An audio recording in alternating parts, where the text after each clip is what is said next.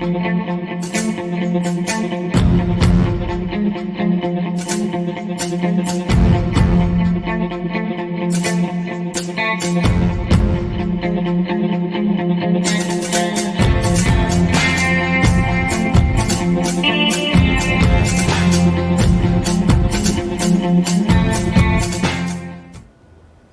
County View, live and uncut. I'm your host, the guy that says 2 and 2 makes 3, your favorite cult of personality, John R. Heinis. It's a pleasure to be back after summer hiatus, and here we are in the swing of things as election season really kicks into high gear. So very thrilled to be joining you again from the Hudson Media Group studio. So with that, let's talk about some of the latest and greatest in Hudson County news. First of all, we're still talking about Tropical Storm or Hurricane Ida.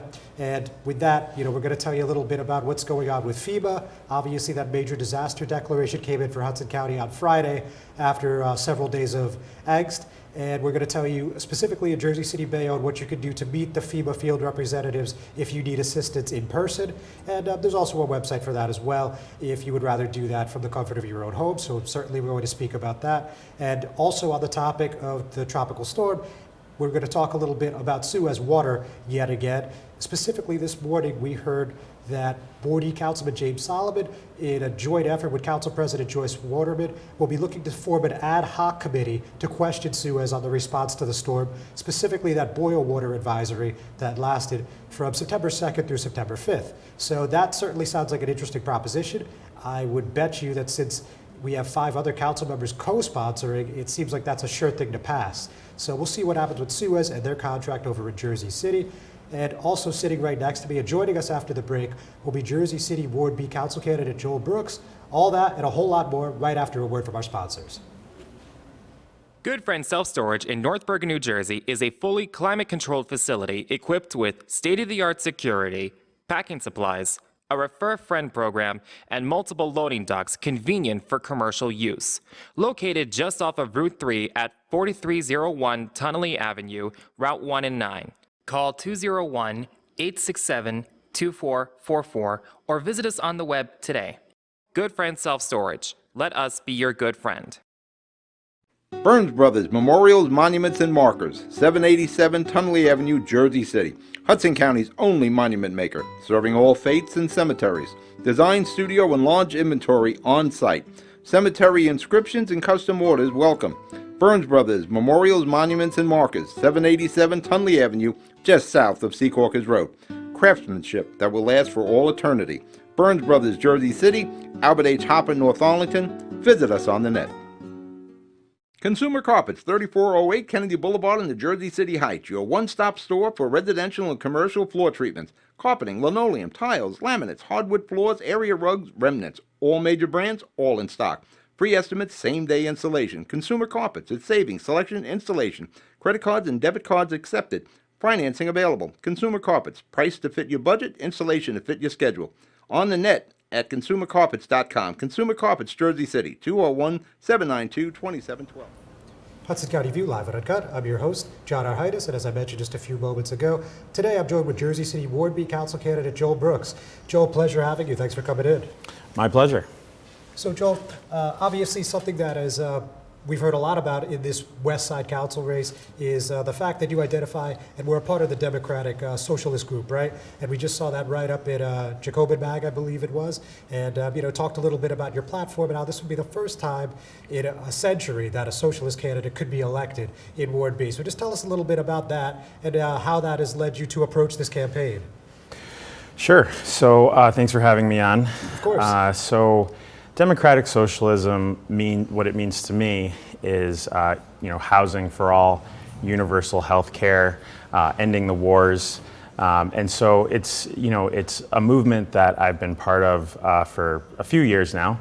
Bernie Sanders kind of famously brought it into the mainstream about 5 years ago, and what that movement, I think, means for the west side of Jersey City is incorporated in our platform, which is making sure our public schools are fully funded, that our kids have what they need, making sure we have housing justice for all, homeowners and renters, and making sure we can pass a Green New Deal for Jersey City. So there's, the Green New Deal nationally, there's the Green New Deal for public schools, but I think as the second largest city in New Jersey, we can lead the way to really do something visionary around infrastructure, green infrastructure, getting local residents to work, making sure those are good, safe union jobs. And that is, folks on the west side, when we talk to them, they want that. That's, catching fire. So as a Ward B representative, how do you think you could help facilitate this new Green Deal if it were to be introduced before the council? So I think, number one, any public building that hasn't been retrofitted to make sure it's energy efficient, that would be top of the list. Making sure the Jersey City fleet is 100% electric. I'm not sure that we're quite there yet. And just kind of drilling down into where we can, improve infrastructure. Hurricane Ida, it's I think I heard someone say a once in 200-year storm. But these types of catastrophic weather events are happening with more frequency. SIP in West Side was completely underwater. Yeah, and that means, when that stuff happens, working class people are hit the hardest, right? They're living in basement apartments. Their cars, which they need to get to work, they lose their cars. So I think it's, looking at public buildings, looking at green infrastructure. We're about to add, if I'm not mistaken, around 2,000 apartments to the west side, some a little bit over the border into Ward A and about half in Ward B. And do we have the infrastructure to support those folks? Now, on another topic, you've mentioned also affordable housing for all. I mean, certainly, I know me and a lot of people that are politically active have been talking about this inclusionary zoning ordinance for quite some time. We obviously know that there is none at the moment, and there's a bit of a scuffle on the council now on what's going to happen next. So what do you think is the correct or the best maneuver to do for affordable housing in Jersey City? I think the inclusionary zoning ordinance that Councilmember Solomon Lavaro have advocated for, I think that's one piece, but ultimately it is a market-based solution. And so we're depending on the private sector market to meet the affordable housing needs of Jersey City. I don't think that is the end-all be-all. I think it's a step in the right direction. I'm a rent control tenant. I was being illegally overcharged by my landlord, and used the kind of bureaucratic process of the city. It took 9 months. So I think based on my own experience, rent control period needs to be expanded and enforced in a real way. So I think we need to look also at nonprofit developers coming into the city. I think we should look at a community land trust, and the state, the UHAC income levels that determine affordability. Those catch 3 counties, right? And so the median income of Hudson, Bergen, and I think Essex, that's not the median income on the west side of Jersey City. And so I think we really need to meet the needs of what working class people need in their housing on the west side. All right. Now, when you announced you were jumping into this race, you were probably, I don't want to speak for you, of course, but I anticipate you were expecting a head-to-head race with the incumbent who was running on the mayor's ticket again. And, I imagine you thought this was going to be an uphill battle. So why did you think this was a fight worth fighting? So I think it's a fight worth fighting, and also a fight that we can win. We've raised tens of thousands of dollars in grassroots donations. We're not taking donations from, machine-connected folks or developers who fund, the establishment candidates. And so, we thought that, our message and our movement was something that would resonate with the West Side, which is very, very working class. And, that has been the case. When we talk to folks out there knocking on doors, making phone calls, they are supportive of what we have to say. Thank you, Joe. We're not done yet, ladies and gentlemen, but we are going to take another commercial break. We'll be right back. Ford made their first all-electric SUV a Mustang. rapid acceleration, reactive handling, 300-mile range. You control how it feels and how it sounds. It knows you. It dials into your preferred settings. It has an array of driver assist technology. Cameras and sensors enhance your awareness and provide you with additional control. But it's more than cutting-edge technology. It's the spirit of it. It's a Mustang. Panepinto Properties, Jersey City, shaping the workplace with state-of-the-art office spaces and addresses your company desires. Building residences that define your home environment, adjacent to all modes of transportation with on-site parking available. The right address, the right lease. Call 201-521-9000 or visit online at panepintodevelopment.com. Panepinto Properties, building Jersey City for everyone. Hudson County View, live and uncut. John R. Heinis, and I'm still here with Jersey City Ward B Council candidate Joel Brooks. So, Joel, let me ask you this. Obviously, you just explained to us why you feel comfortable and why you feel it's necessary to run against the machine here. So, we know where the mayor stands. We know where Councilwoman Mira Prinze-Ray stands. But I think an X factor in this race, there's a strong argument that it's County Commissioner Bill O'Day. So what do you think about his involvement and what his influence means in the West Side Council race here? Commissioner O'Day, I think, is an excellent leader. He has a real following on the West Side, and I'd be honored to have his support, however unlikely that may be.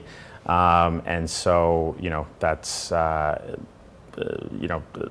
consider myself a supporter of him in terms of his advocacy around the ICE contract. That was pretty politically brave thing to do.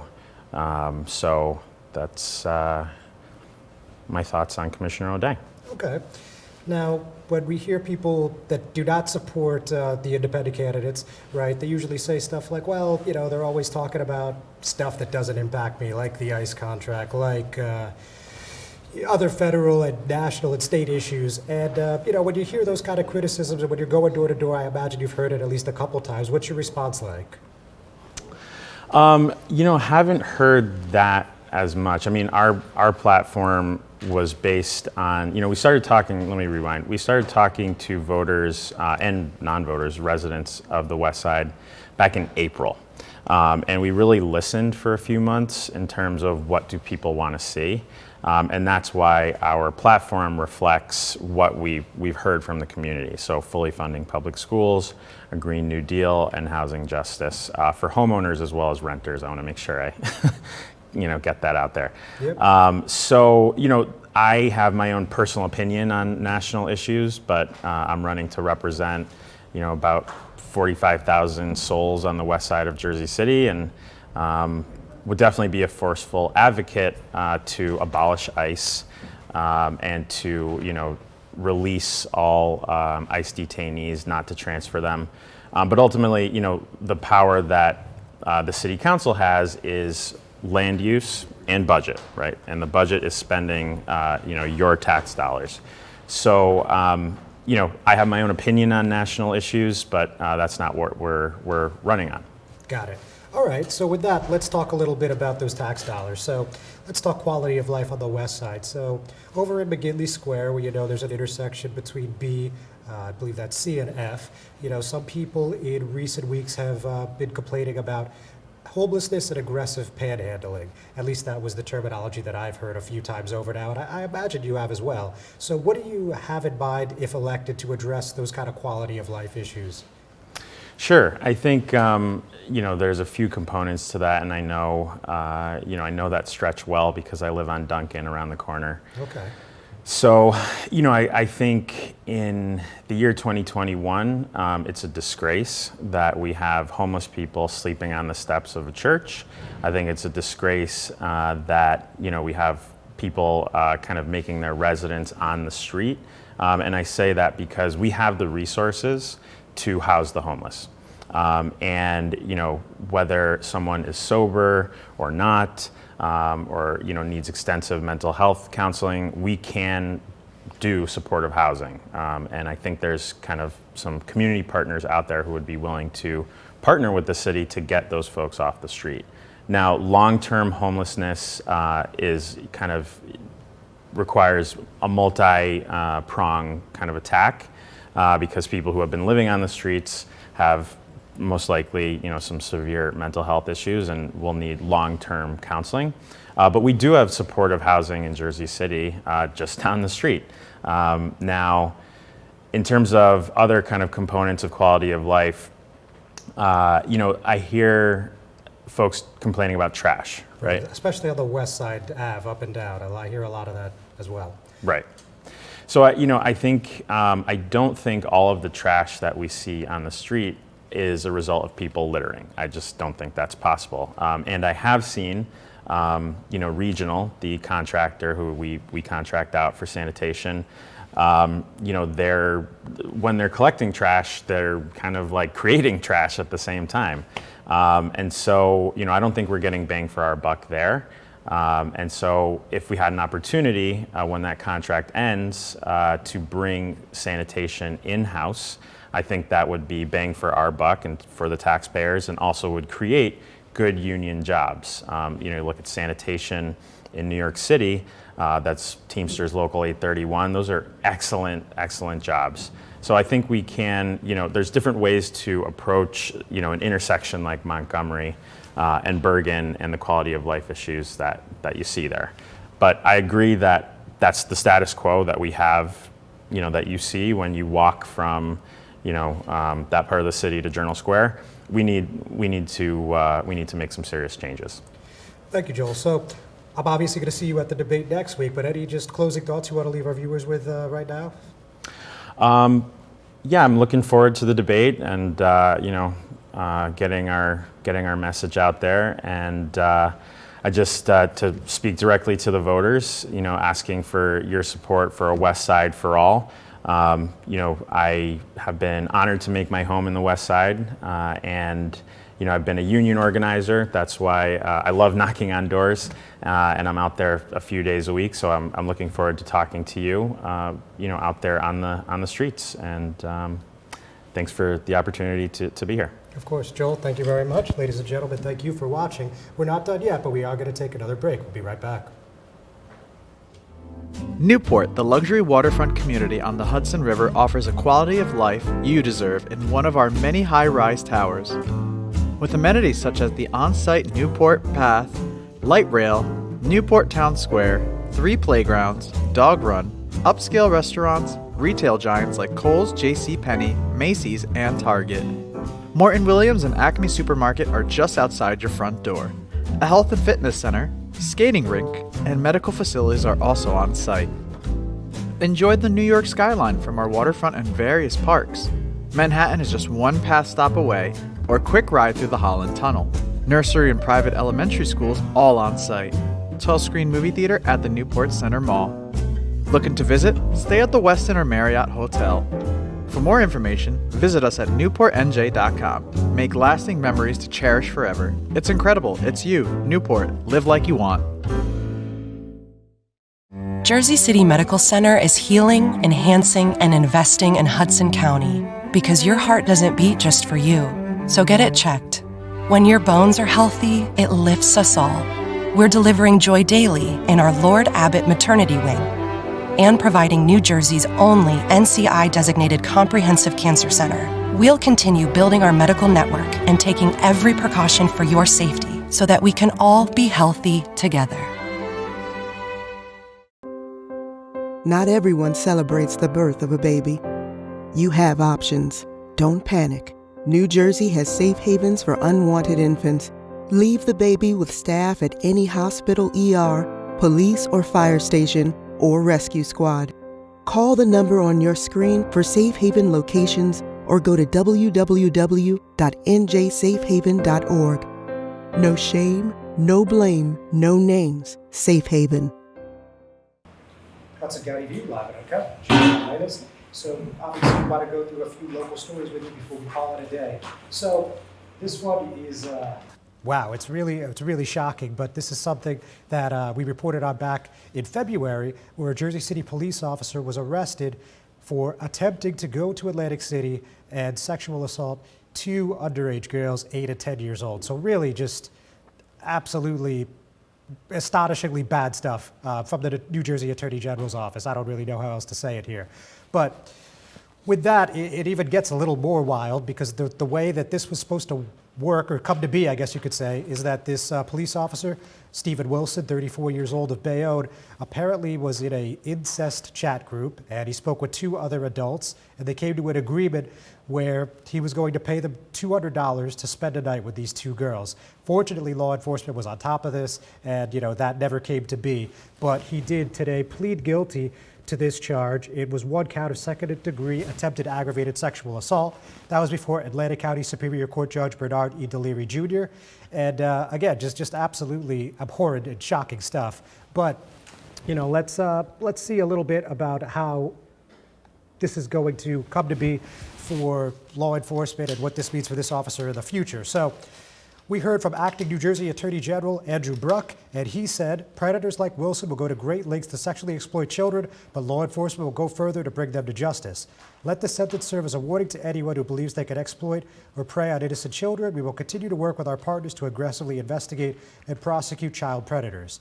Under the plea agreement, the state will recommend that Wilson is sentenced to 8 years in state prison, and no word on if there will be any ability to parole, but since he will be required to register as a sex offender under Megar's law and will be subject to parole supervision for life.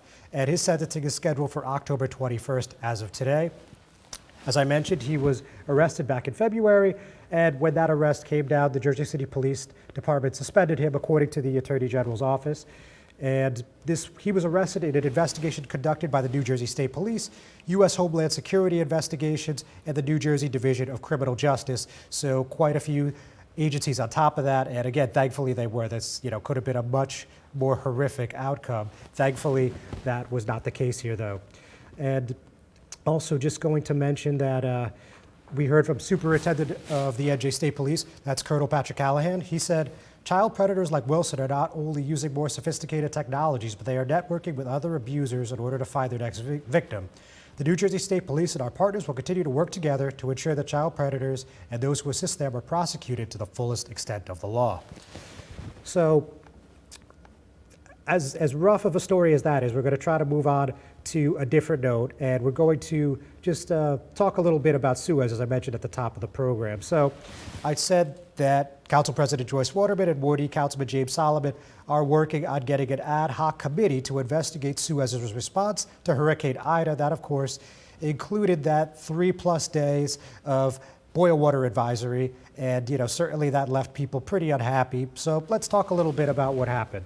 So we know that boil water advisory was from September 2nd to September 5th, and then unbeknownst to many, right after the holiday, we had that council caucus, and officials from Suez were there. They were grilled, but only for about 45 minutes. And this was more of just kind of, I guess you could call it a fact-finding session. It wasn't an intense back and forth at any point. I mean, certainly there were times where the Suez CEO didn't look like she was having a wonderful time, but nonetheless, it wasn't an extremely, again, intense exchange. But now it looks like with the formation of this committee, if it's approved, that will be something that is very possible, if not likely. So Waterman said, after bringing Suez executives before the council at our last meeting, I know the next step is a thorough investigation to ensure the safety of Jersey City's water supply. The City Council will work together as a whole to investigate Suez's action and ensure a plan for water distribution and emergency communication is implemented for all future events.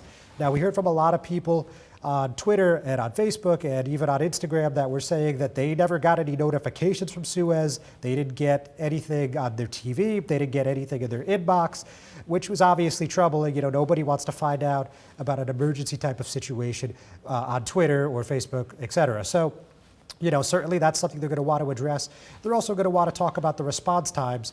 And I think the biggest issue with Jersey City, and as Councilman Solomon mentions, is that on that Friday, which was September 3rd, they were supposed to deliver water first at 9 a.m., then it became 10 p.m., and by the time they actually made deliveries, it was past 1 p.m. in most wards. So obviously people were really upset about that.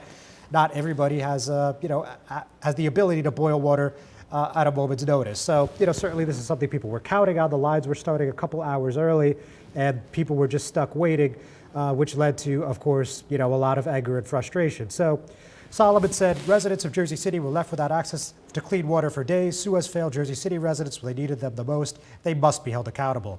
The residents of this city deserves answers and to know that next time a storm hits, they will have access to clean water and timely information.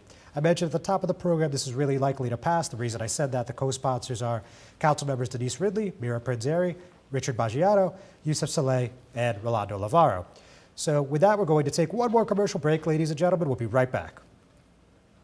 Jersey City Medical Center is healing, enhancing, and investing in Hudson County because your heart doesn't beat just for you. So get it checked. When your bones are healthy, it lifts us all. We're delivering joy daily in our Lord Abbott Maternity Wing and providing New Jersey's only NCI-designated comprehensive cancer center. We'll continue building our medical network and taking every precaution for your safety so that we can all be healthy together. Hudson County View, live and uncut. John R. Heinis. So we're going to talk about what's going on with the Hoboken municipal election. So as you guys probably remember, as I wrote about and spoke about on social media, there was a deadline of August 30th, right? We saw just a few days later, I think it was 3 days later, Jersey City had already certified their ballot. That was September 4th, if I'm not mistaken. And now Hoboken, it was way after Labor Day. We're going into September 8th, 9th, 10th. There's still no ballot certification. Well, it turns out that there was a challenge of 3 independent candidates that had all submitted between 400 to 500 petitions, and you needed 431 valid petitions to get on the ballot. It's a citywide race, so in this specific instance, everybody submitted the same amount.